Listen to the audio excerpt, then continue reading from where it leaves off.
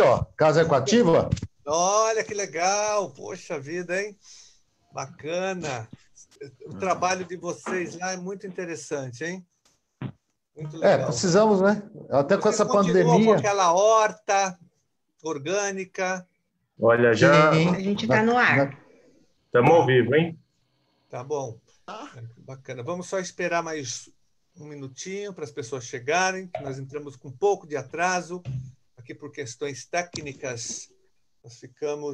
Nós atrasamos um pouco. Hoje nós tivemos um ato, só enquanto as pessoas chegam, só informando que nós fizemos um ato hoje na frente da Câmara Municipal, com o vereador Sérgio Gianazzi, contra os plantões nas escolas da rede, dos especialistas, né, das coordenadoras pedagógicas, diretoras, dos ATS da rede municipal, e também contra o projeto de volta às aulas, o programa anunciado pelo Dori e apoiado pelo Bruno Covas, que, na nossa opinião, vai representar um verdadeiro genocídio da educação, porque as escolas são verdadeiras bombas biológicas de transmissão do vírus. Mesmo com o protocolo que ele apresentou, não é possível uma volta nessas condições. Ainda mais hoje, Celso, Marcelo, Nicásio, Marcos, Luciana, Nídia, com a Jaqueline, que está aqui, o Vitor também, com o número de mortes de hoje. Olha, 1.312, acabou de sair agora. 1.312 pessoas morreram hoje. Já são, no Brasil, 66, quase 67 mil pessoas mortas em pouco tempo, né? Então, e com mais de 1.600.000 pessoas contaminadas. O Brasil já tem hoje 10% da população mundial, que são 11 milhões, são todo no mundo, o que foi computado, e o Brasil tem 10% de pessoas contaminadas no mundo. É muito grave essa situação. E São Paulo é o estado que tem mais mortes também e mais pessoas contaminadas. E agora o vírus está indo com muita força para o interior e para a Baixada Santista. Muita força. Continua forte, logicamente, na capital, Grande São Paulo, mas ele vai com muita força. As pessoas começam a morrer em casa. Então, como você anuncia um programa de volta às aulas no meio de um momento como esse tão difícil, né, de aumento das mortes? Então, para nós é muito claro, nós que conhecemos o chão da escola, vocês que estão mais ainda diretamente, vocês sabem que não vai ser possível uma volta às aulas tão cedo. Voltar às aulas pode representar a morte de milhares de pessoas, né? De milhares de profissionais da educação e milhares de familiares dos nossos alunos e até de alunos, dependendo do caso, o aluno também morre, porque o vírus é traiçoeiro, o vírus é desconhecido, enfim. Então, nós fizemos um ato com professores na frente da Câmara Municipal denunciando, e nós vamos fazer vários outros atos regionalizados contra a volta às aulas. Inclusive, na sexta, nós estaremos na Capela do Socorro, convidando o pessoal do Grajaú, Parelheiros, Capela ali, fazer um mais da nossa região, em frente, acho que da diretoria de ensino da Capela, da prefeitura, depois talvez na Sul 3 também, porque a nossa luta é em relação ao Estado e à Prefeitura de São Paulo, aqui nesse movimento. Tá bom, pessoal? Acho que já dá para começar então, Celso. Não estou ouvindo, Celso. Celso, microfone. Já dá para começar, Carlos, já podemos... Acompanhando ali. Então, olha, eu quero primeiro dizer boa noite a vocês, agradecer a participação de vocês, da professora Luciana, da professora Nídia, que está lá no Vargem Grande, uma das regiões mais distantes. Ela está até com dificuldade de internet, ela vai falar sobre isso também. Com o professor Marcelo, que é assistente de direção e é professor também de um MF do Céu, ele vai falar. O professor Nicásio, para nós, que somos íntimos dele, conhecemos há muito tempo, é o José Carlos Nicásio Caldas, que é professor da Escola Estadual, professor Adrião Bernardes, na Ilha do Bororé, na primeira balsa, escola que eu trabalhei durante 7 anos da minha vida, fui professor. Entrei lá, Nicásio, em 1985, como professor de História, e tinha um cargo de orientador de Educação Moral e Cívica.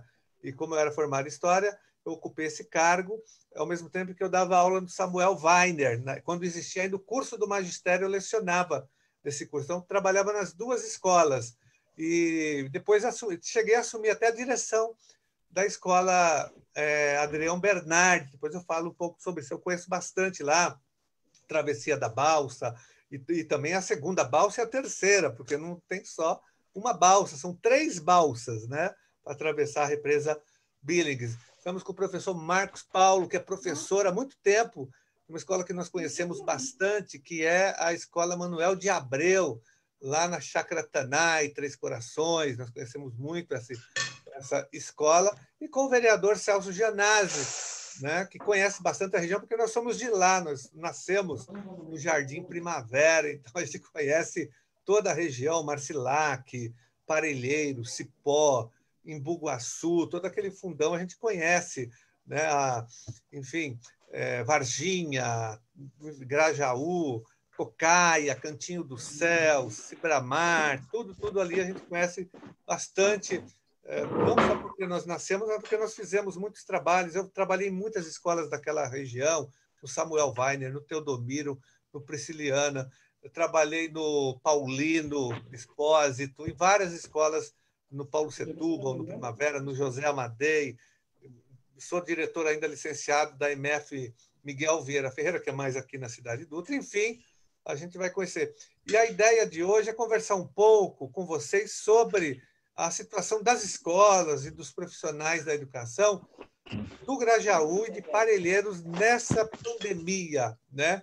O antes, durante e o depois da pandemia. Como que vocês estão vendo toda essa situação, as principais dificuldades? Eu falei que a nossa região ela é marcada por uma grande desigualdade social, por um processo de exclusão muito grande. Nós temos muitas escolas de lata na região, são 10, no mínimo 10 escolas de lata na região, que são escolas sem ventilação, sem isolamento acústico e térmico, escolas superlotadas. Nós temos questões graves de distâncias, como a Nídia pode falar, que ela está numa região isolada, que é o Vargem Grande, que é uma cidade à parte, é um bairro-cidade com mais de 40 mil pessoas, né? Sem infraestrutura, com muitas dificuldades de infraestrutura básica, tanto é que a Nídia está com muita dificuldade em acessar a internet. Ela é professora, ela é mestre, né, em matemática pela PUC, uma grande educadora, professora universitária também, mas trabalha lá na rede municipal e na rede estadual, em 2 escolas do Vargem Grande. Então, queria agradecer muito a presença de vocês aqui. Já abrir, Celso, passar para você fazer a saudação e a gente já começa. Vamos falar com o Nicásio, já da nossa querida balsa, a Ilha do Bororé. Então, deixa eu cumprimentar. Boa noite a Nídia, Marcelo, Zé Carlos, Marcos e a Luciana. Boa noite. Boa noite, Carlos, também. Assim, é um prazer enorme tê-los aqui, porque vocês, educadores e educadoras, são as pessoas que mais conhecem a realidade das escolas, sabem exatamente quais são os reais problemas, né, que estão acontecendo, que aconteciam, que estão acontecendo e que vão acontecer caso as aulas voltem nessa condição que está sendo colocada. Então, em primeiro lugar, eu acredito que o secretário, no caso, o secretário municipal de educação, ou do estadual também, teria que ouvir primeiro vocês, os educadores e educadoras, né, para saber do que estava acontecendo, porque nós tivemos lá na Câmara Municipal hoje uma reunião da Comissão de Educação e o secretário municipal de Educação foi para essa reunião, falou coisas assim, absurdas, parece que a gente está vivendo na Nova Zelândia, né, numa realidade totalmente diferente da que nós vivemos aqui, numa cidade muito desigual, né? São Paulo é uma das cidades mais desiguais do mundo, e a nossa região da Zona Sul não fica, é o epicentro disso, né? As desigualdades sociais são imensas. Então, e o secretário parece que não conhece essa realidade. Eu falo por isso porque, ao final do ano passado, durante o ano passado, nós fizemos várias visitas a várias escolas. Visitei várias escolas da região, Céu Três Lagos, do Marcelo, Cocaia, fomos lá no Adriano Bernardes com o Nicásio, várias escolas. E muitas das escolas, muitas delas, não havia professores suficientes. Há um déficit gigantesco de professores, do quadro de apoio nas escolas. Muitas das escolas não têm quadro de apoio, não tem ATS nas escolas. E muitas das escolas dispensavam, né, seus alunos no turno intermediário por falta de professores, da nomeação de aprovados em concurso público. Então, nós entramos no ano de 2020 no verdadeiro caos da educação. Começo de 2020, o caos da educação, o pior momento da educação na cidade de São Paulo é o início de 2020. E aí chega e se depara com essa grande pandemia, essas desigualdades se aprofundam ainda mais e a gente vive esse cenário, que aí vocês podem falar muito melhor do que eu, das desigualdades, do acesso das crianças, todos os problemas de rede, que a Nídia também pode falar muito bem aí, que ela está lá em Vargem Grande, né, Nídia? E também a nossa preocupação imensa, né, com esse anúncio da volta às aulas em setembro, daqui a um absurdo, a gente não vai permitir que os educadores, as crianças e os familiares também sejam contaminados, né, sejam colocados em risco por conta de uma política genocida que o Dória está fazendo, e o Bruno Covas ele é um funcionário do Dória, então não admitiremos que a volta às aulas, nessas condições que as escolas estão colocadas, isso aconteça. Então, é muito bom vocês estando aqui, vocês falarem, ouvirmos vocês que estão nas escolas, do chão de fábrica mesmo aí.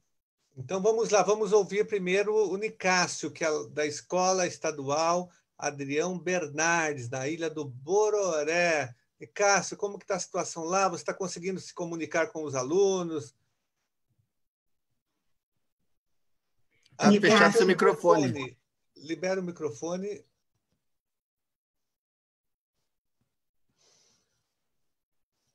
Libera o seu microfone, que a gente não te ouve. Nicásio, no canto esquerdo da tela tem um vídeo e um microfone, é só clicar. Aí, agora sim. Pronto. Gente, boa noite, Carlos, Celso, Luciana, Marcelo, Lídia, Marcos. Bom, boa noite a todos que estão ouvindo a gente aqui também, nessa live. É interessante, né? Ô, Carlos, você foi meu primeiro diretor, na verdade, no Adrião Bernardes, em 91, cara. Você eu lembro. É Silvia, acho que era a Silvia que era diretora e você era o vice. Foi 91. A Vilma. Vilma, isso. Vilma, então, que infelizmente faleceu agora, esses dias, agora, recentemente. Isso, exato. Então, você foi meu primeiro diretor, né? Isso lá no Adrião Bernardes. Então, a gente tem uma história realmente muito grande. Hoje, as suas aulas de história são minhas, olha só. A coisa né? A gente conhece muito bem a Balsa, a gente já trabalhou juntos e eu gosto da Ilha do Bororé. E é um lugar que sempre me cativou, né? Sempre me fascinou pelo pessoal que mora ali, pela comunidade, pelo bairro, mesmo, pela região e pela beleza que ela tem. E antes da pandemia, a gente tinha vários projetos naquela região. Eu lembro quando eu comecei em 91, a gente começou fazendo teatro. Eu comecei dando aula de educação artística e dando aula de teatro lá no Adrião Bernardes, né, que era um negócio bacana. Né? E depois eu saí, voltei, já rodei por muitas escolas do estado, passei por 15 escolas do estado, né? Só tenho 28 anos de magistério, então eu já rodei muita escola. Mas voltei para dentro, estou há 16 anos lá. Antes da pandemia, a gente tinha um projeto, vários projetos. Eu faço parte da Casa Equativa, né? Somos colaboradores da Casa Equativa. E a gente tem um projeto com a Casa Equativa, a Escola do Bernardes e a comunidade. É um projeto muito bacana que a gente está tentando montar lá nesse território um museu aberto. E um museu fixo também, futuramente, né? Mas, primeiramente, um museu aberto. O que é esse museu aberto? É contar a história da Ilha do Bororé dentro do próprio estrutura da Ilha do Bororé, nos muros, na escola, na creche, enfim. E temos o apoio também da FAUSP. Esse projeto tem mais ou menos 3, 4 anos e a gente está vindo muito bem. Chegou esse problema da pandemia. Tudo parou. Né? E aí veio a questão da aula online. Olha, esse negócio de aula online, eu vou ser bem honesto, não está dando muito certo, não. Por quê? Ontem já faltou energia elétrica na Ilha do Bororé. A internet lá é muito ruim.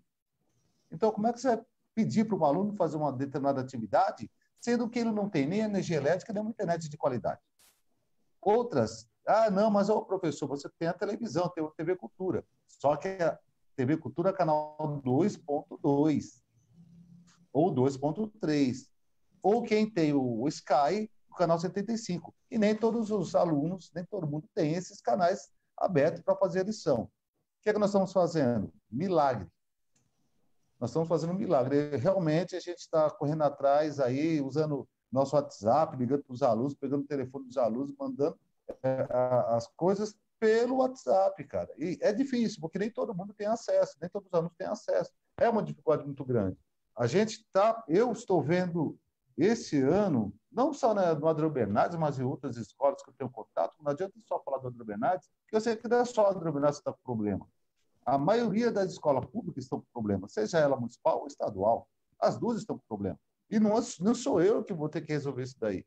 E outra coisa, voltar da forma que o governador falou, as aulas em setembro, já começou errado. Primeiro que, o aluno, quando chegar na escola, que vai medir a temperatura dele. Pois bem, se o aluno pega o ônibus da escola, o ônibus escolar, o monitor e o motorista está lá para pegar o aluno, tranquilo. Não vai medir a temperatura dele. Chega na escola e ele está com febre. Como é que faz? Vai voltar com o aluno? Como? Você já entrou num ônibus com 40 alunos lá dentro. Ô, Nicásio, só explicando que na escola Adriano Bernardes tem um número muito grande de alunos que utiliza o transporte escolar, não é isso? 85%. 85% usa o transporte escolar. Tá? Então, o que vai acontecer? Se você não fizer essa aferição antes, quando chegar na escola já é tarde. Então, não adianta nada. Uhum. Então, eu duvido, eu coloco a prova, se o governo vai dar um termômetro para cada ônibus escolar para poder fazer isso. Mas vamos supor que ele venha com ônibus de linha. Dá na mesma. Ou se ele se infecta dentro do ônibus de linha, vai para a escola, vai infectar todo mundo. Isso é um erro muito grande. É um erro muito grande. A gente está fazendo o que pode para fazer uma boa educação. Mas, por outro lado, a gente também tem que ver a nossa saúde. Não é só a nossa, é a saúde de todo mundo, da comunidade, das pessoas que estão envolvidas no processo de educação. A educação não é só passar a atividade. A educação é um modo geral, é mostrar que as condições que a gente está vivendo hoje está precarizado. Eu sou contra a reabertura, tá, das coisas como está sendo feita. Restaurante, eu sei que a coisa está difícil, eu sei que a questão econômica é ruim, mas já começou tudo ruim no Brasil. Tudo foi errado. Já começou a questão de fechamento das coisas, e tudo errado. Agora, quem está pagando são os alunos, são os professores, é a comunidade. Por quê? Porque baixaram os ônibus, tiraram o ônibus da frota, depois colocaram de volta, depois tiraram de novo. E quem precisa trabalhar? Porque o problema não é só na educação também, não, gente, é o transporte. Os hospitais públicos, a UBS, também está complicado as UBS. Imagina lá na Ilha do Bororé que só tem uma UBS. E aí, fora que até aquelas pessoas que vão visitar a ilha e tudo mais. Então, é uma coisa complicada. E, por isso, que eu penso da seguinte forma, tá? Essa questão de voltar às aulas de setembro é um tiro no pé. É um tiro no pé. Nicásio, então, olha, nós vamos sair um pouco da Ilha do Bororé e vamos lá para o Vargem Grande, lá em Parelheiros. A Vargem Grande é um bairro que foi construído em cima de uma cratera, né? Nídia, você pode explicar para a gente onde que fica Vargem Grande, quais as dificuldades aí de vocês com internet, com celular?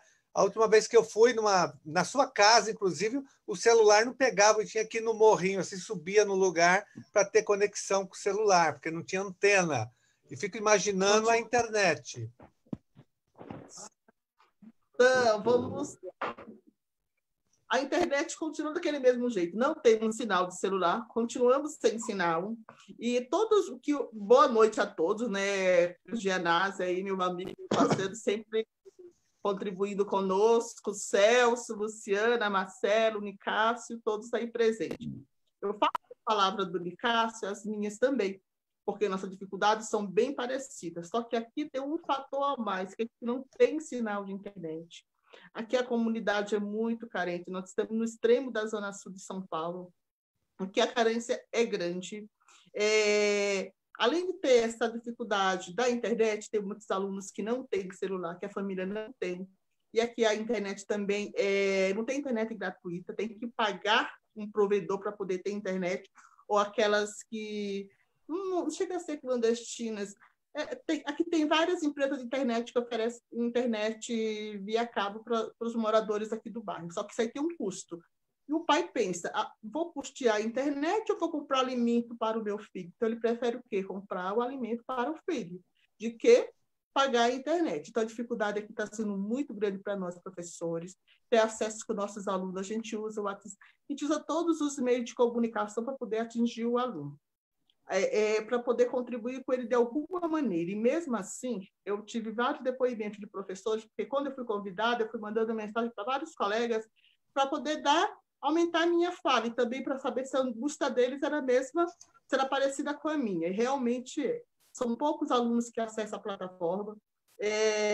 No ensino médio, eu sou professora da rede estadual, da rede municipal. Da rede municipal, eu estou com o Fundamental 2, com os 7º anos e 4 nonos. E na rede estadual, eu estou com 2º anos do ensino médio e 1º, ministrando aula de matemática. Então, veja só, está sendo bem complexo, porque eles não estão acessando, não porque eles não querem acessar, por falta de recurso, ou seja, por não ter celular ou por não ter a internet na casa deles. E aqui também no nosso bairro, a gente tinha alguns pontos de internet gratuita, só que esses pontos não estão funcionando adequadamente. E também o pai não está deixando o aluno sair de casa para poder pegar a doença fora, né? Porque aqui nós temos uma quantidade muito grande de pessoas que estão com Covid. E tem tanto pais de alunos quanto alunos que já está com o vírus. Então, e a preocupação maior da gente aqui do nosso bairro é com a quantidade de alunos que a gente tem em sala de aula, o retorno à volta às aulas, se retornarmos. No meu caso, eu sou de risco. Então, provavelmente, eu não irei voltar, porque eu vou ter o laudo. Eu não vou retornar devido que eu tenho... Este ano eu não vou voltar devido a eu ter o laudo, ter tudo bonitinho, que comprova que realmente eu sou do grupo de risco. Então, o que acontece? Que a nossa preocupação grande também é no Estado, porque a sala é superlotada, a nossa escola é de lata. Se for 50% dos alunos presentes, lá nós temos no mínimo 36 alunos em sala, mas nós chegamos até 45, chegamos até 50 alunos em sala. Se eu tenho 50% de cada, 25 alunos, onde que eu vou ter essa metragem de ter 1,5 metro de distanciamento um do outro? Se a nossa escola, veja só, hoje nós temos tendo o respaldo da gestão das escolas, da gestão que nos orienta, que está bem flexível conosco, mas só que temos que pensar no nosso aluno. Quando chegar até a escola, será que ele vai ter esses cuidados? Será que ele vai abraçar o outro? E vai chegar em casa, colocar a doença na família, passar para a família, para a avó, que muitos deles moram com a avó, com os avós, moram com a mãe. Então, são assim. E a gente teve, durante a sala de aula, a gente sabe que várias crianças moram com os avós. E os avós são setores, pertencem ao grupo de risco. Então, isso é muito complexo. E falar sobre a participação deles no Classroom é pouquíssima. Um exemplo, de 40 alunos, tem 17. Teve uma sala que eu fui contemplada, né? 17 resolveram a atividade. 17 entraram só para entregar a atividade, não para dar boa noite, boa tarde, interagir. Mas desses 17, 7 deles vieram pelo WhatsApp tirar dúvidas. E os demais fizeram com as orientações que a gente coloca lá. Só que eu, com a preocupação grande que eu estou com esses alunos, eu estou procurando meios para poder ajudá-los, porque eu sei que a matemática é complexa, ela é difícil até no dia a dia, o olho no olho, que dirá a distância. O aluno vendo ali o centro de mídias, que é só... A aula passa tão rápido, quando você está ali acompanhando, você não consegue dar 3 minutos para a resposta. E na sala de aula, que é professor e a maioria de vocês sabem, que a gente fica horas explicando um tema para o aluno para ele poder compreender e aprender, e ter sentido para ele. Então, está muito difícil a nossa situação. está complexo, porque a gente não tem, tanto para nós, no meu caso aqui, ó, a minha internet é para cuidar do meu aluno, a minha internet é da Vivo, e a do meu aluno, será que ele tem celular com a potência que o meu tem? Será que o celular dele ele conseguiu abaixar o aplicativo igual o meu? O meu é mais ou menos, eu demorei quase meia hora para baixar o aplicativo do nosso bate-papo de hoje. E do nosso aluno? Como é que ele vai fazer? Temos que pensar no todo, não só no professor, não só não só na gestão, mas pensar no aluno, pensar no funcionário que está lá na escola, que tem gente que é de risco, que está com 70 anos de idade, está trabalhando, só porque tem um caso da nossa escola, da prefeitura mesmo, o senhor de 70 anos de idade está lá. Ele está lá junto com os gestores, trabalhando. Então, assim, todo mundo já discutiu o que fazer no caso dele, a gente não sabe o que fazer para ajudá-lo. Ele já pediu a aposentadoria, que vai sair em dezembro. Ele está com medo de se afastar e depois ser descontado no vencimento dele. Então, aqui a problemática é grande, gente. Tudo é difícil. Para ajudar os nossos alunos, o que a gente fez? Nós tomamos uma iniciativa aqui, não todos os professores e nem a gestão das escolas, eu e mais umas 6 professoras e um professor, fizemos uma união entre a gente, montamos um grupo de WhatsApp e começamos a pedir ajuda para auxiliar as famílias. Com cesta básica, com kit de higiene, estamos ajudando essas famílias. Quando a gente vai ver no aplicativo da gente, o WhatsApp do aluno, para colocar no grupo que a gente vê da cesta básica, são os pais dos nossos alunos. Então, ou seja, se o aluno está com dificuldade da alimentação, ele vai ter dinheiro, suporte técnico para poder ter essas aulas online, virtuais. Então, isso aqui é muito complexo. Temos que colocar a gente no lugar das nossas crianças. Eu sou moradora daqui, eu sinto na pele que os meus alunos estão sentindo. Eu sei a dificuldade que eu sinto. Se eu estou tendo toda essa dificuldade, semana passada, roubaram os fios aqui da nossa rua, da Vivo. Nós ficamos 2 dias sem internet. Eu tive que ligar na escola e ir para outro lugar, outra região, ligar na escola e avisar que eu estava sem internet para não levar falta, devido que roubaram os fios da rua. E a criança? Então, assim, toda essa problemática. Então, aqui nós estamos longe de tudo, tudo é difícil. Os ônibus super lotados, igual o colega falou. E outra coisa, os filhos usam o celular dos pais, aí só quando o pai chega do serviço que ele vai ver a atividade e vai tentar fazer algo. E a gente tem que compreender tudo isso, tem que ficar fora do nosso horário para poder ajudar o aluno também, porque assim, ele não é culpado dessa pandemia que está acontecendo, desse vírus. E também nós também não somos culpados. E nós vamos pená-los por ele entrar fora de horário? Não, a gente tem que tentar ajudar ele. Falar, ó, eu vou mandar atividade, vai estar o horário, você tira a sua dúvida para poder estar ajudando o nosso aluno.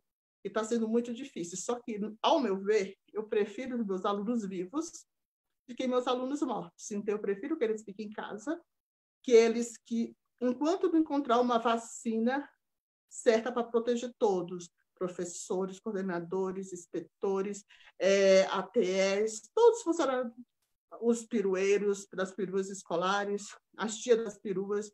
Enquanto não tiver uma vacina para todos, para que todos estejam protegidos, a gente eu não concordo com o retorno, porque essa doença é séria. Eu já perdi pessoas da minha família do Maranhão. Aqui também no Vargem Grande já morreu várias pessoas que foi diagnosticado que foi o Covid. Então, essa doença não está brincando com ninguém, ela não escolhe. Pode ser uma criança, pode ser um idoso e pode ser qualquer um de nós. Muito bem, Nídia. Obrigado aí pelo seu relato. Vamos, então, sair de Vargem Grande, vamos agora lá para o Manuel de Abreu, a MF Manuel de Abreu, a Chácara Taná. Marcos Paulo. Também já trabalhei lá, viu? É que eu sou mais velho que vocês. Aonde você não trabalhou?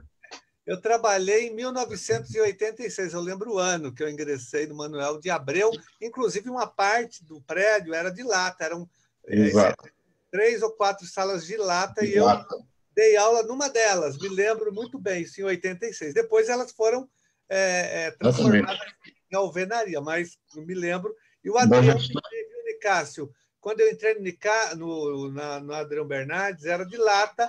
Quando eu entrei, eles estavam construindo de alvenaria. Eu peguei bem na transformação, na passagem. Marcos Paulo, como que estão as coisas lá na sua escola e na região? Como que você está vendo ali a nossa região do Grajaú, Parelheiros?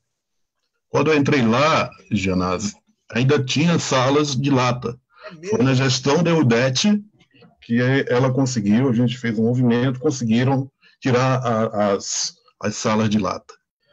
Boa noite, é um prazer, muito bom falar com os companheiros, companheiras, quem está nos ouvindo em casa. Primeiramente, boa noite, segundamente, fora Bolsonaro. E o fato é que eu gostaria de fazer uma fronteira entre o real, o imediato, que está nos tocando aqui na região do extremo sul de São Paulo, com as questões mais gerais, porque não estão dissociadas, não estão separadas. Né? Então, é preciso a gente compreender que o Brasil já sabia em dezembro que o vírus vinha chegar ao nosso país. O mais rápido possível ele viria. E veio. E veio não como moradores do Vargem Grande, não veio como moradores do Grajaú. Veio com a classe média alta, um senhor que foi passear na Itália e trouxe o coronavírus para cá. Mas, em novembro, as pesquisas da Universidade Federal de Santa Catarina já afirmaram que já existia no esgoto de Florianópolis os vírus, em novembro. Portanto, o governo, o Ministério da Saúde, sabia que o país tinha um problema sério nas mãos a partir dali. E não houve um planejamento, não houve uma coordenação, não houve uma atitude para se combater a pandemia. Mas é uma política consciente, é uma política clara de um governo que negou a todo momento a pandemia. O presidente, que agora a gripezinha o atingiu, falou em fevereiro que não poderia trazer os brasileiros da China, de Wuhan, porque não tinha dinheiro. Depois de muita pressão ali, a França foi, trouxe tal. Foi lá e mandou um avião da FAB e trouxe os brasileiros ficarem em quarentena em Goiânia. Ok. O fato é que a pandemia, ao se alastrar, ela vai impactar mais ainda as populações da periferia, pobres. Eu estou com alguns mapas, como um geógrafo, não poderia deixar de trabalhar com os mapas, alguns mapas da nossa rede de São Paulo, que traça claramente o perfil das mortes entre classe, sexo e renda. Grajaú e Cidade Tiradentes estão no topo. Se comparar com Moema e Jardim Paulista, a diferença é gritante, é de mais de 80% do número de mortos. Se a gente for comparar a população negra, esse índice é maior, porque nesses bairros mais elitizados, tem poucos negros nessas regiões. E os negros, como nós sabemos historicamente, foram para as bordas, para as periferias, para margens dos grandes centros urbanos. Pois bem, a situação que a gente vive é uma situação que eu diria que o conceito de Hannah Arendt, filósofa judaica alemã, que ela, entrevistando o Erich Heichmann, um dos intelectuais, um dos mentores daquela atrocidade humana que foi o nazismo, ele foi uma das grandes cabeças daquela máquina de matar judeu, cigano, etc. Ela, entrevistando o Erich Heichmann, pensou que ia encontrar alguém que era visivelmente mau, maquiavélico, perverso, mas não. Ela encontra um cara muito inteligente, extremamente persuasivo e que sabia o que estava fazendo e que negava a todo momento o que estava fazendo. Alguma relação com o nosso presidente? Todas as relações com o nosso presidente. Né? Quando eu falo nesse mapa, Genasi, do percentual de negros mortos na periferia de São Paulo, Grajaú em particular, eu estou tentando levantar também uma discussão acerca do que Levi Strauss falava sobre raça e história. Porque não é que tem cultura melhor ou pior, como ele próprio dizia. Existem culturas diferentes. Mas a questão da raça foi sempre levada a cabo como uma ideologia de domínio de um império sobre outras nações, né? Para explorar os seus recursos. As nossas crianças das periferias de São Paulo, em particular do Vargem Grande, e a Nídia fez um belo relato, é essa cara da pandemia no Brasil. É essa cara da pandemia em São Paulo, no Grajaú, no Vargem Grande, no Barragem, Sapopemba, Brasilândia. As crianças, 60% delas não têm acesso à internet. Muitas delas, colegas, tiveram que fazer vaquinha, uma cotação entre eles para levar cestas básicas no Prainha, no Cocaia, que as crianças, a alimentação dela é na escola. E até hoje, os tickets, os vales que eram para ser distribuídos para as crianças carentes não chegaram nas escolas. As cestas básicas também não chegaram nas escolas. E o que a Nina colocou é uma questão... Eu não tenho uma palavra que defina isso. Porque ou você escolhe, meu filho vai estudar pela internet ou vai comer. Para o pai, é de uma penúria, é de um sofrimento extremo. No Manuel de Abreu, nós estamos vivendo isso. O governo não planeja, o governo não dá a estrutura necessária, e nós vamos entrando num ritmo desenfreado de e daí? E daí? Portanto, não é residual que o senhor Dória e o Covas tenham proposto de 8 de setembro para retornar à aula numa forma de decreto. É proposital. É colocar, como disse o Gianazzi, uma bomba nas escolas, né? Eu queria, para terminar, Gianazzi, dizer o seguinte: a educação, e nós sabemos, né? O latim de escola é conferência, é discussão, é bate-papo. Foi assim no passado, na Grécia Antiga. Pedagogia é andar de mão dadas. Pedagogia não é nada mais, nada menos do que andar de mão dadas. É esse o conceito da raiz da palavra pedagogia. Escola precisa de espaço. Criança precisa de espaço na escola para correr. Escola é movimento. Escola é alegria. É brincadeira. Como que uma SEIC, uma EMEI, como que uma escola que não tem uma estrutura para abarcar 300, 400, no Manuel de Abreu são 1.200 alunos. Às vezes falta banheiro, falta papel higiênico. Escola é movimento, é ritmo, é afetividade. Escola não é um espaço parecido, como muitas escolas são, a arquitetura das escolas parece mais presídios, mas a escola tem que ser um espaço do prazer, do aprender e do prazer.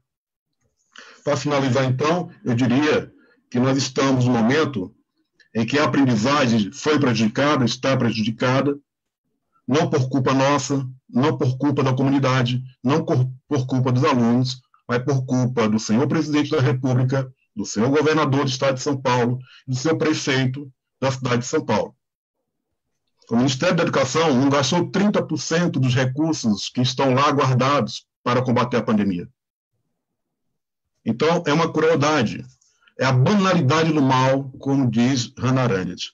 E nesse momento de uma educação que a gente vai chamar de alto impacto, porque já estão discutindo, os países ricos estão discutindo não mais uma economia 5.0, 4.0, mas uma economia 5.0, e o Brasil ainda está tentando implementar a sua internet 5G, há um atraso na aquisição de conhecimento dessas crianças, prejudicadas não por culpa delas. Elas são vítimas desses sistemas, dessa banalidade do mal. Consciente, realizada conscientemente pelo governo central. E eu queria dizer o seguinte, para finalizar realmente, se eu conseguisse colocar os mapas, a gente iria ver como é brutal a desigualdade na cidade de São Paulo. Dá dó de ver, inclusive, eu não estou falando aqui de dois aspectos que são correntes nessa pandemia. Crianças abusadas sexualmente, nós não sabemos ainda esses dados, mas existem, já existem alguns levantamentos, e agressão às mulheres na pandemia. nos seus domicílios. Então, é uma situação complexa, é uma situação que requer muita calma, mas também reflexão contundente. Muito obrigado, Marcos Paulo. Agora nós vamos diretamente para a escola João da Silva e para o Céu Três Lagos, que são as escolas onde o Marcelo trabalha, o professor Marcelo Sena, que é assistente de direção na escola João da Silva, e professor, é isso?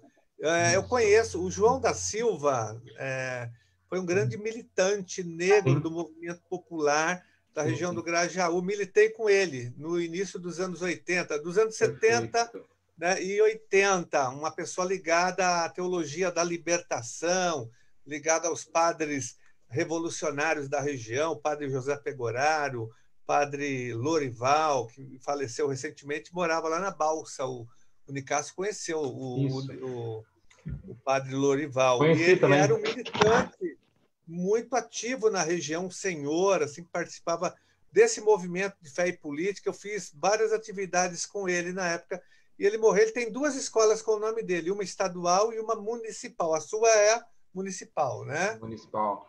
As filhas, ele tem filhas professoras, Exato. O filho dele milita ali no Cocaia.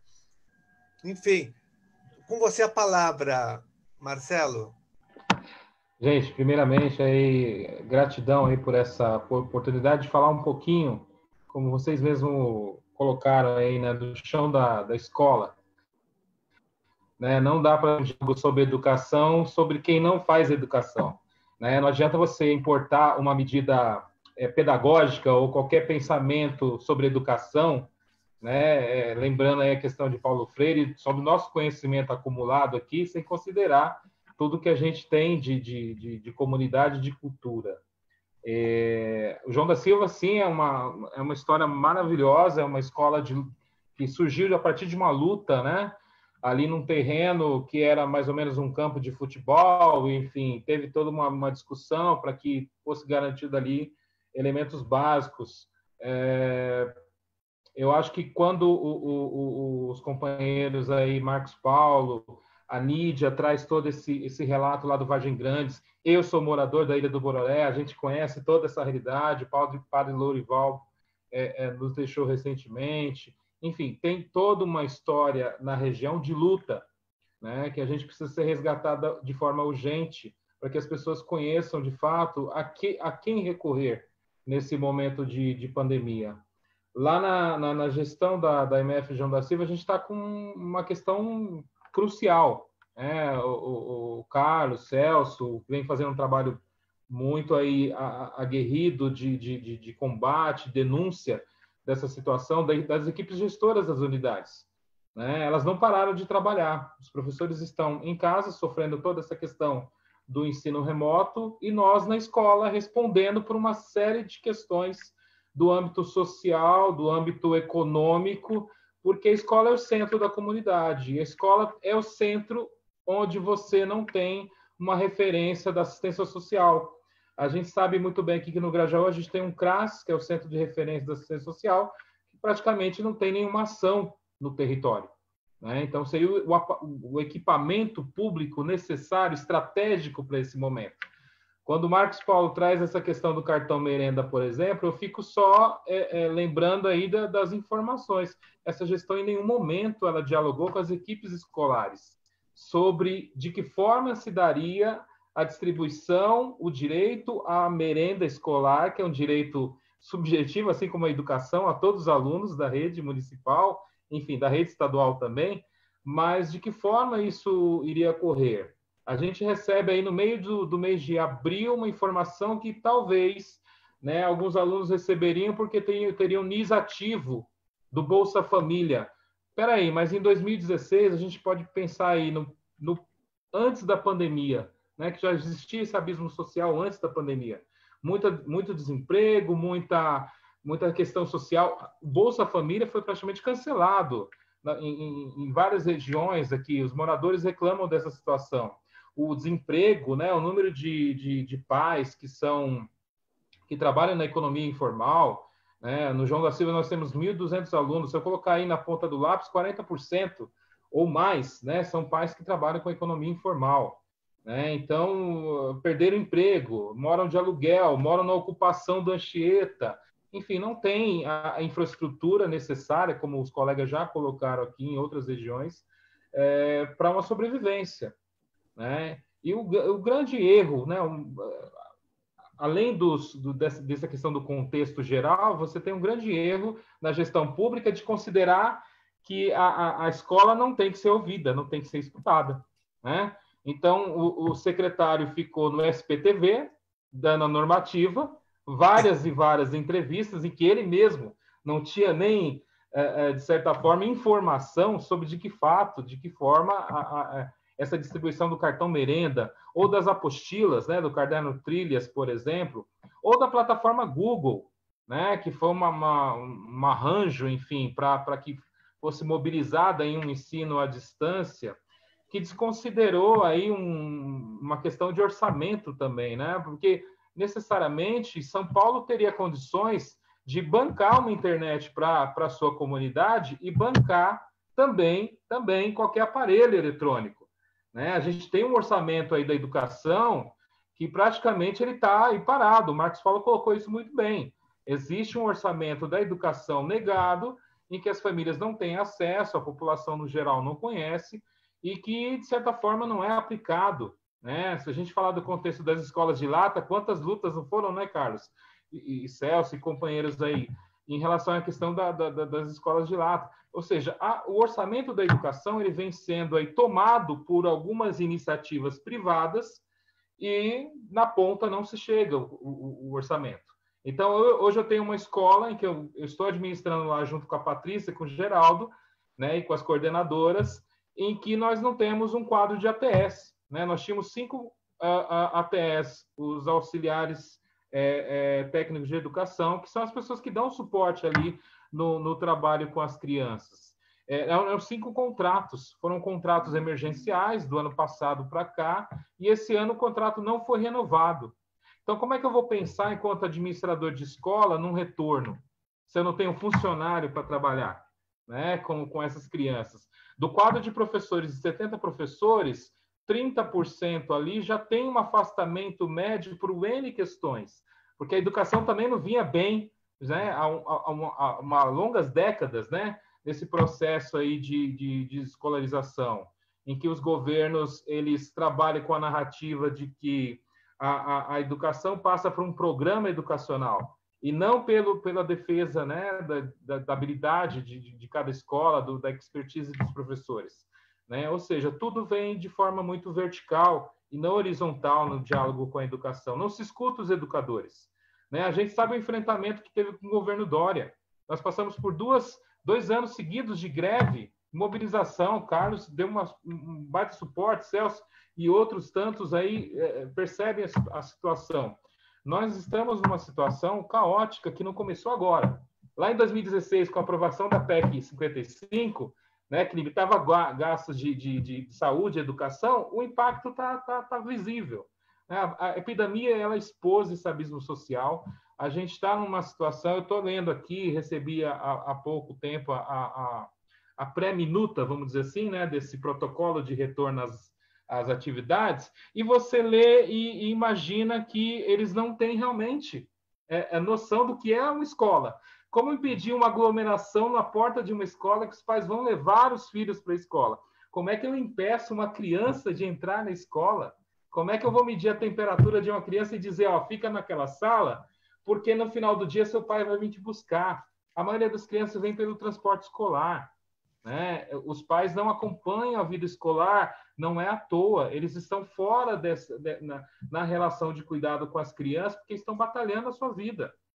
Então, a gente tem uma situação caótica que não está sendo olhada do ponto de vista estrutural. Poderíamos ter feito um diálogo com a saúde, o CRAS poderia ter um trabalho efetivo no território, de forma a gente planejar, né? Por exemplo, ali no João da Silva, no Céu Três Lagos, em que os professores se mobilizaram numa ação maravilhosa, né, para dar conta aí de uma situação de fome, né? A Nídia já vem falando disso lá, o Edivaldo, a professora Luciana, professor André, mobilizaram uma ação de doação, e a gente vem contribuindo. Junto com o Grajaú Faz Assim, que é um outro coletivo que a gente juntou lá desde 2017, na luta, né, contra o fechamento dos CCAs. A gente também mobilizou uma ação para poder fazer uma doação, chegar nas famílias, porque o básico está faltando para cada um. Então, não dá para pensar em escola como centro de referência da assistência social. A educação ela tem que ser pensada com cuidado, com carinho, para que a gente tenha, de certa forma, um futuro. A gente acredita na educação como um suporte essencial para a gente sair desse momento. Mas quando a criança vai ao mercado, vê um adulto sem máscara ou numa fila fazendo aglomeração, como é que a escola lida com essa situação? Né? Então, como é que a gente garante a saúde das famílias nesse momento, sem uma interlocução com a saúde, sem as equipes de saúde terem lá no seu quadro também, efetivamente, aí um quadro que dê conta da demanda, né? O Zé Carlos já vem falando disso, da questão das UBS. Então, de certa forma, é caótico a situação. E o recurso público que foi destinado para esse modelo de Covid? Cadê o recurso público? Nós recebemos um e-mail há poucos dias agora que vamos receber 280 cestas básicas. Como é que eu vou entregar 280 cestas básicas para 1.200 alunos que precisam desse alimento? Então, realmente é uma tragédia o que a gente está vivendo. Não houve um diálogo, né? O senhor Bruno Caetano não conseguiu fazer essa interlocução. Fez uma discussão lá, e a gente respeita muito aí os acadêmicos da Unifesp e de outras universidades. Eu acho que sim, tem que trazer sim a universidade para fora, mas nós conhecemos a realidade aqui do Grajaú. As famílias não vão conseguir, uma criança for detectada aí com uma febre ou com indícios, essa criança ela vai ter que estar na escola, porque a escola é, na verdade, o centro dessa comunidade e onde que a família consegue dar um respaldo, e nós damos o respaldo. Então, se coloca muito nas costas da educação várias situações e que a gente realmente tem que se questionar. A internet, ela é direito, ela tem que ser paga, né? Uma vez que você está prevendo aí uma situação de pandemia, não tem por que você desviar um recurso para uma outra finalidade, né? As famílias que estão aí necessitando de diálogo, a gente tem atendido aí via Facebook, né, para orientar as famílias, mas de certa forma elas não têm realmente a condição desse acesso, e muito, muito, muito complicado aí tudo isso. Então, acredito que a gente parte para um momento de mobilização, né? A gente vem conversando aí no território, junto a alguns educadores, alguns coletivos de cultura, para que a gente realmente queira entender de que forma, por exemplo, a subprefeitura da Capela do Socorro, ela vai agir nesse momento, né? E de que forma que ela vai dar suporte, né, a todo esse momento, já que se decreta uma reabertura, né? Porque é um decreto de reabertura sem nenhum compromisso com a vida das pessoas. Então, acredito que realmente, eu não vejo grandes olhos positivos. Acredito sim na educação como ponte, né, para a gente sair desse contexto, mas a educação vem sendo aviltada até pelos meios de comunicações há muito tempo. Então, acho que a perseguição contra o professor, e quando ele leva as questões, por exemplo, o mapeamento que o Marcos Paulo diz aí da Rede Nossa São Paulo, quando ele traz isso e diz que o professor está doutrinando o aluno, quando, na verdade, a gente tem que discutir a nossa realidade para poder sair, né, daquele contexto. Então, eu acho que é importante a gente pensar que escola nós queremos aí nesse pós-pandemia, né? Uma escola como assistência social, então dê as estruturas para que nós façamos, que a gente consegue fazer, e consegue fazer bem feito, melhor que qualquer um gestor público que está lá no seu gabinete esperando, enfim, informarem por dados e etc. Tal. Mas eu não acredito nessa reabertura, e nós vamos lutar, sim, para que as coisas, a gente defenda, né, os nossos alunos, nossas crianças e os nossos parceiros aí de trabalho. Eu acho que é isso, no geral. Obrigado, Marcelo. Eu vou passar, então, para a Luciana. Só lembrando, o Marcos Paulo falou da IUDET, que era diretora. do Manuel de Abreu, se aposentou, mas que antes dela era o Toninho, nosso Toninho Ormundo, o professor Toninho Ormundo, que foi o organizador dessa live, inclusive. Ele que articulou a live de hoje, que entrou em contato com vocês. Eu quero agradecer o Toninho, que está aqui acompanhando a nossa live. Ele foi o diretor da Escola Manuel de Abreu, aí se licenciou, foi substituído pela Ildete, que fez um trabalho muito bacana, muito importante lá, inclusive fez a transformação das salas de aula. E só para antes da Luciana falar, Luciana não, Marcelo, você falou do protocolo, né, de volta às aulas, daquela minuta. Eu li algumas coisas, eu fiquei chocado, porque a orientação, olha, manter os ambientes ventilados. Eu fico pensando como manter ambientes ventilados nas escolas de lata da rede estadual, né, que são muitas. Como você manter distanciamento de 1,5 metro entre os alunos. É um desafio. Manter a higienização de 3 em 3 horas, fazer limpeza e higienização. Com que funcionários? Né? A prefeitura demitiu as empresas, os servidores terceirizados, e o Estado também. Aí são desafios. Por isso que é uma farsa também. Como a educação à distância é uma farsa, volta às aulas também é uma farsa. Por isso que nós não aceitamos.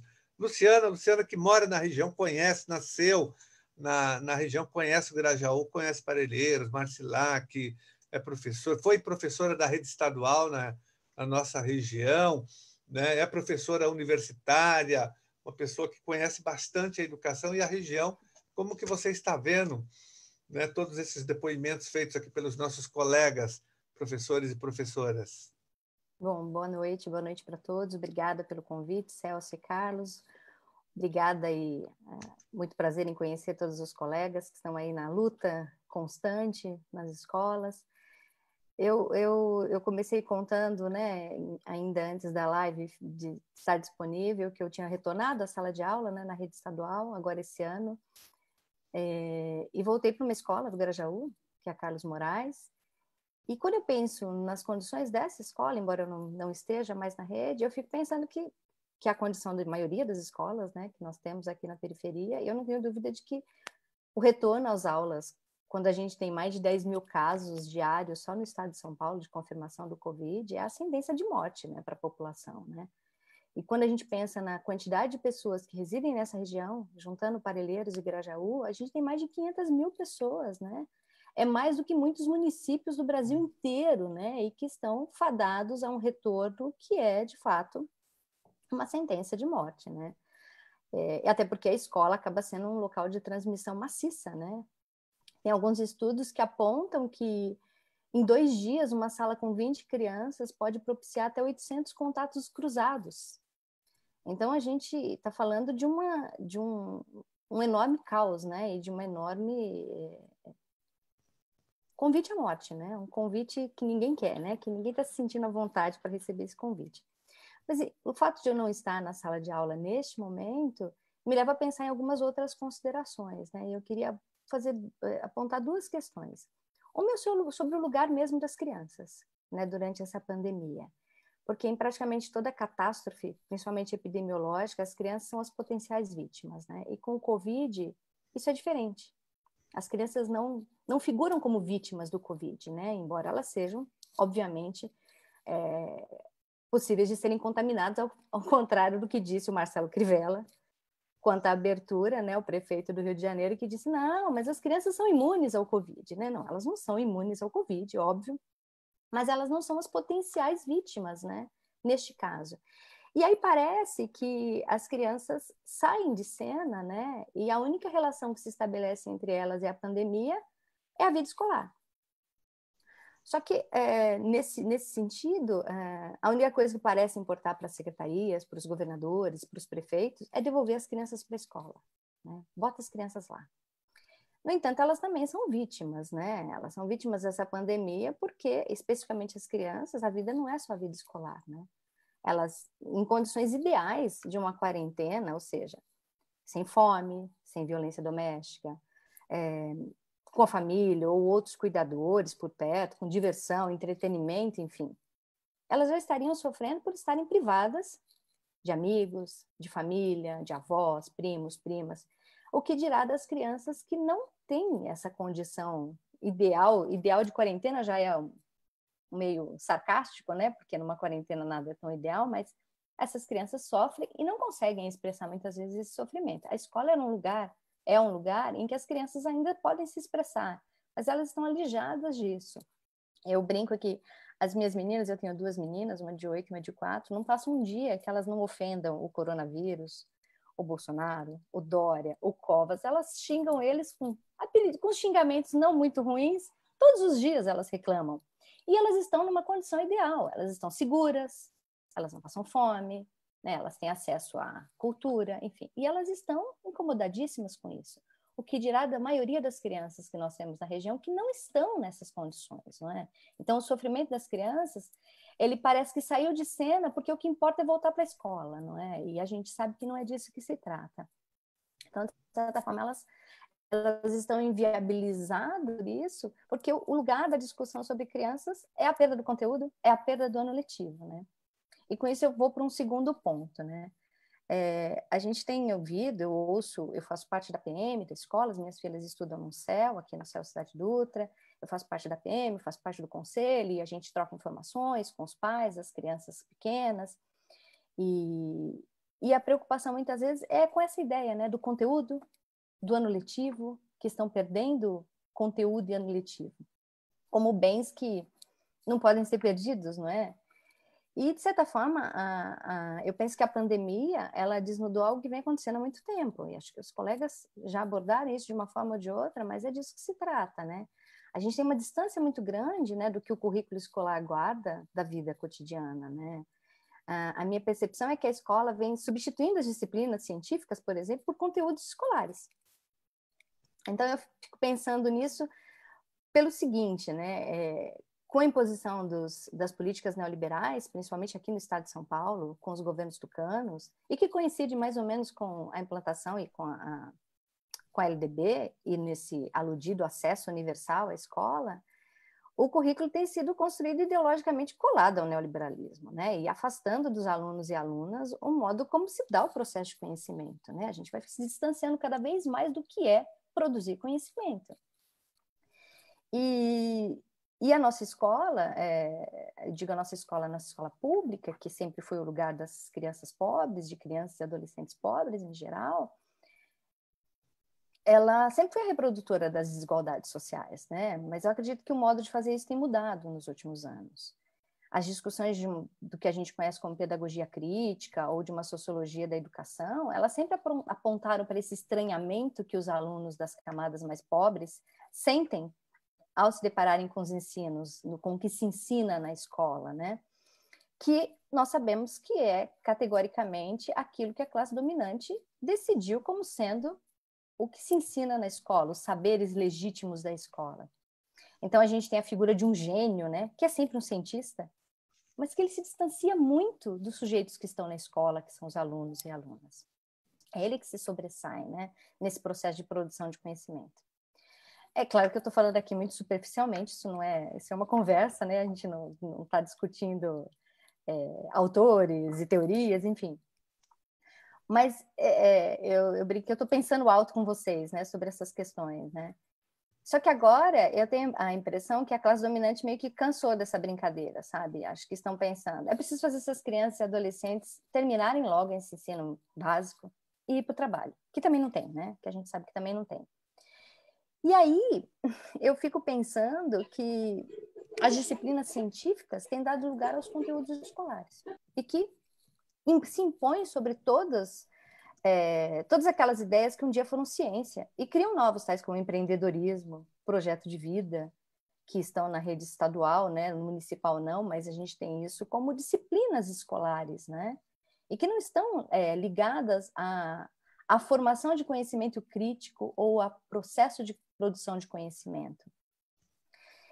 E nós estamos sentindo o impacto disso já no nosso cotidiano, porque temos pelo menos uma geração formada pelas ideias neoliberais implantadas pelo PSDB há décadas aqui no estado, né? Elas estão aqui há décadas. E aí nós estamos assistindo, por exemplo, à descrença nas vacinas, com o retorno de doenças que outrora foram erradicadas, a defesa da ideia de uma terra plana, a descrença nas pesquisas científicas que apontam o isolamento como a melhor precaução para o Covid-19, porque vemos o comércio, os shoppings lotados,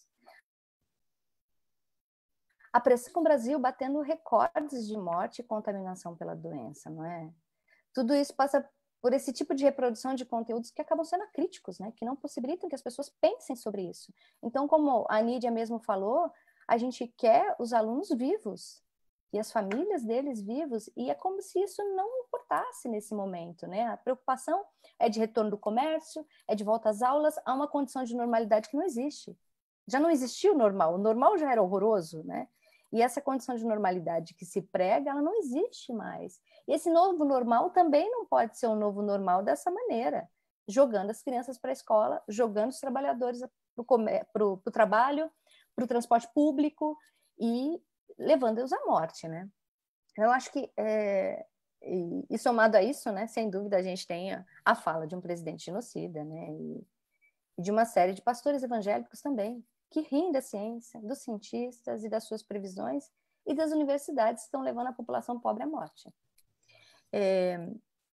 Eu acho que, embora eu estivesse na rede estadual quando as aulas foram suspensas, eu não estou mais, por razões outras que são de pesquisa, enfim, de finalização de um processo de pesquisa, e eu precisei optar, mas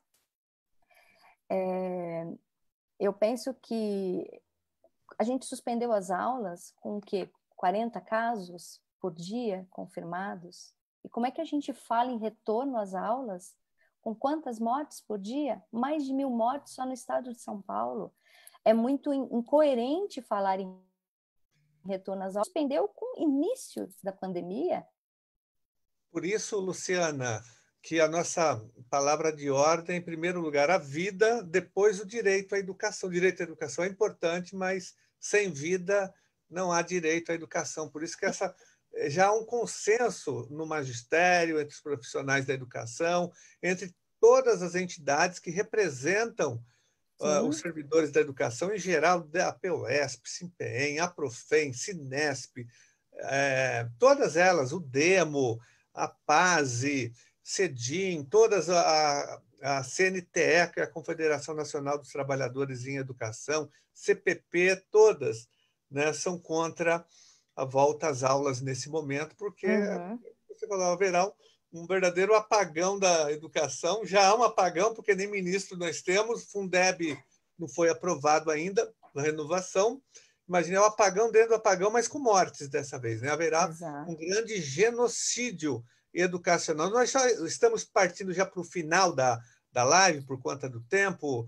Luciano, eu quero só passar agora para a Juliana Mariano, que ela entrou agora aqui, nossa convidada também aqui, por indicação da professora Maria Gaspar, lá do Ernestino. Não sei se vocês conhecem a Escola Estadual. Cadê a Juliana? Oi, boa noite, pessoal. Boa Tudo noite. bem? E a Juliana me parece que é vizinha da Nídia, mora no Vargem Grande, não é isso? Sim, moro no Vargem Grande já há 20 anos, né? Estudei também lá no Ernestino, estudei no Carlos de Moraes, né? E dá para ver que muita coisa não mudou de lá para cá, né? Tô falando de 96 para cá, né? Muita coisa não mudou. E trazendo um pouquinho da minha realidade, né? Hoje eu leciono, né, na disciplina de Educação Física, na Escola Jesus José Atabe, que fica no Vila Marcelo, né, Distrito de Parelheiros também. Falando um pouquinho desse processo de ensino remoto, né? Na verdade, ele é uma ilusão, porque se a gente for primeiro pensar, né, em todo o suporte que estamos recebendo em relação a dados móveis, né, que nos foram fornecidos, na verdade ele não é real, porque ele não chega, né? Nós não temos sinal de rede de internet, por exemplo. Então, como que a gente vai ter dados patrocinados se a gente não tem rede? Não tem nenhuma antena próxima para poder fornecer rede na região. Então, de fato, a gente acaba tirando do nosso bolso para conseguir fazer um trabalho, né?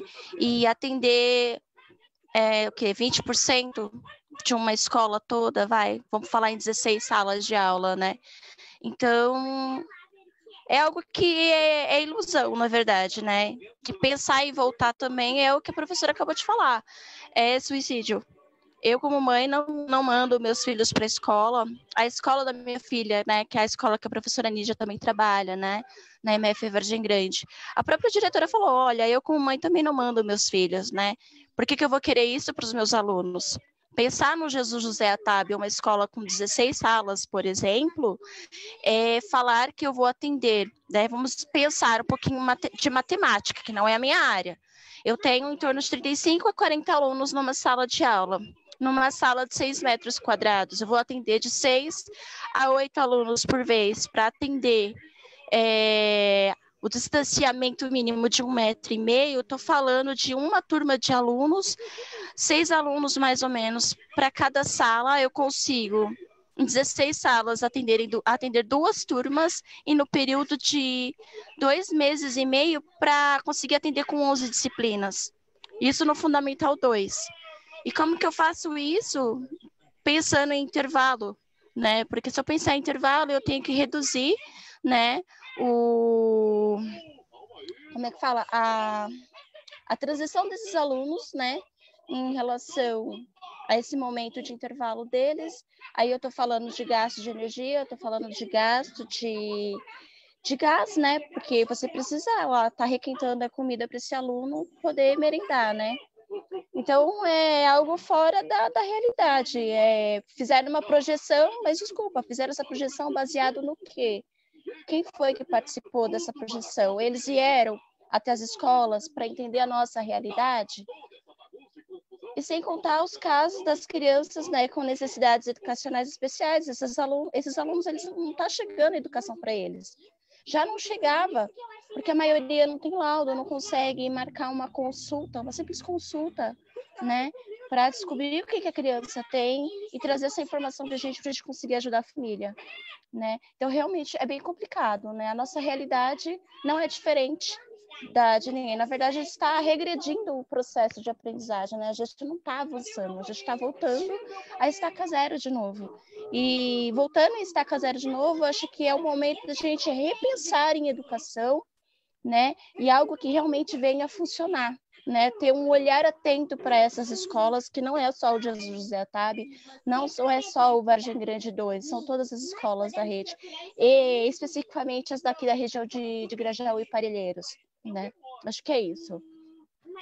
Obrigado, Juliana. Fechou com chave de ouro aqui a nossa live, a nossa roda de conversa de hoje. Nós estamos já com o nosso tempo bastante esgotado, mas, olha, foi muito importante os relatos que vocês fizeram, mostrando a realidade como ela é, nua e crua, com todas as dificuldades, e que não é possível realmente a volta às aulas nesse momento, enquanto não houver segurança sanitária, testagem em massa, vacina, não é possível voltar. Porque mesmo as pessoas falam, mas vai ter uma redução de 35% só dos alunos, mas, olha, os alunos, sim, podem um dia sim, um dia não, mas o professor vai todos os dias, ele tem que estar lá presencialmente. Então, é inviável a volta às aulas, está muito claro para todos nós. Não foi publicado ainda, o Celso sabe, está acompanhando o decreto ainda. Tem essa minuta que foi distribuída, tem uma intenção, um programa, um protocolo, mas não, essa volta não foi oficializada ainda. Ele disse que faria um decreto e seria publicado em Diário Oficial. Não foi ainda. Assim que o decreto for publicado, nós vamos tomar providências, acionando o Ministério Público, o Tribunal de Contas, Tribunal de Justiça, vamos até as cortes internacionais, vamos à Organização Mundial da Saúde denunciar esse genocídio da educação. E haverá muita mobilização das redes de ensino, haverá greve, haverá desobediência civil contra essa determinação, porque eles anunciaram um plano de volta às aulas, mas sem os professores, sem os profissionais da educação. Isso é um absurdo. Eles só consultaram as entidades patronais. Quando ele anunciou na semana passada, o Dória anunciou com o Roscielli a volta às aulas, ele disse, nós dialogamos, fizemos várias consultas. Daí ele mostra, ele confessa que a consulta foi feita às 3 secretarias de governo, ao Conselho Estadual de Educação, que é um puxadinho da Secretaria da Educação, e as entidades patronais, as entidades que representam as escolas particulares, dos donos das escolas, o sindicato dos donos das escolas particulares. Então, não houve consulta às nossas entidades, os nossos sindicatos, associações, a nossa Confederação Nacional dos Trabalhadores, nem ao CPP, né? Nenhuma entidade foi consultada.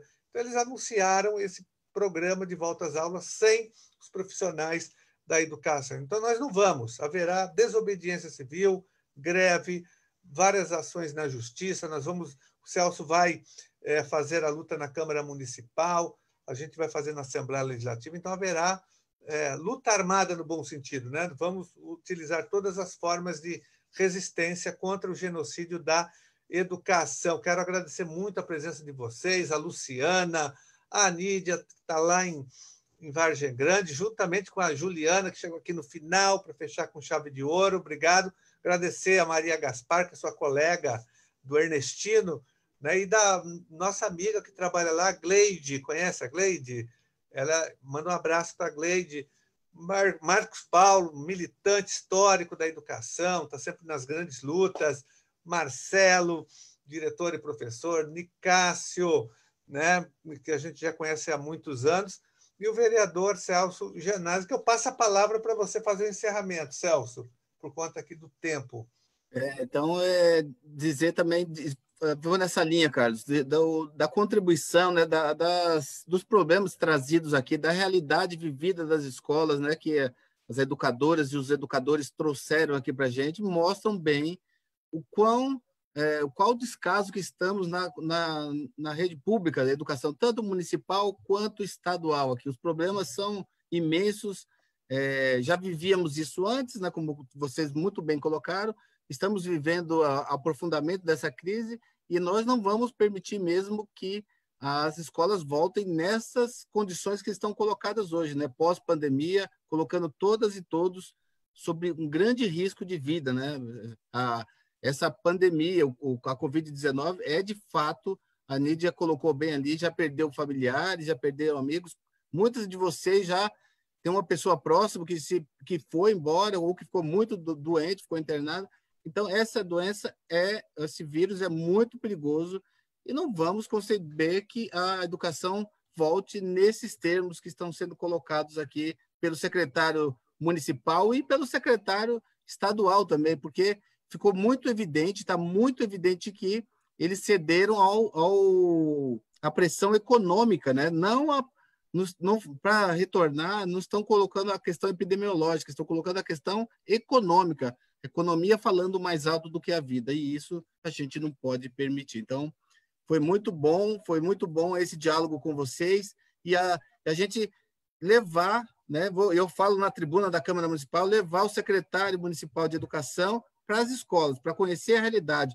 Vai no Grajaú, vamos em Parelheiros, vamos em Vargem Grande, conheça um pouco e depois aplique políticas públicas, aprenda a fazer política pública conhecendo as escolas, conhecendo quem trabalha nas escolas e a sua realidade. Então, obrigado, muito obrigado pela participação de vocês, obrigado, Carlos, também pelo convite aí a todos e todas, e obrigado também às pessoas que participaram aqui nas redes sociais também, do Carlos, a nossa, do YouTube também. Muito bom. Eu me despeço de vocês. Boa noite, muito obrigado. Olha, quero, Celso, agradecer muito a sua participação e dizer que nós faremos uma live 2 do Grajaú e de Parelheiros, porque a gente tem outros assuntos, tem a questão da escola indígena que nós temos na região, que é uma característica própria, tem a questão que nós estamos numa área de manancial, nós estamos na Mata Atlântica praticamente, entre duas represas, a Billings e a Guarapiranga, então tem características próprias da região, as longas distâncias, escolas isoladas em regiões afastadas. Então, nós vamos voltar a fazer uma nova live do Grajaú e de Parelheiros. Muito obrigado pela participação de vocês. Boa noite, bom descanso. Abraço. Boa noite. Boa noite.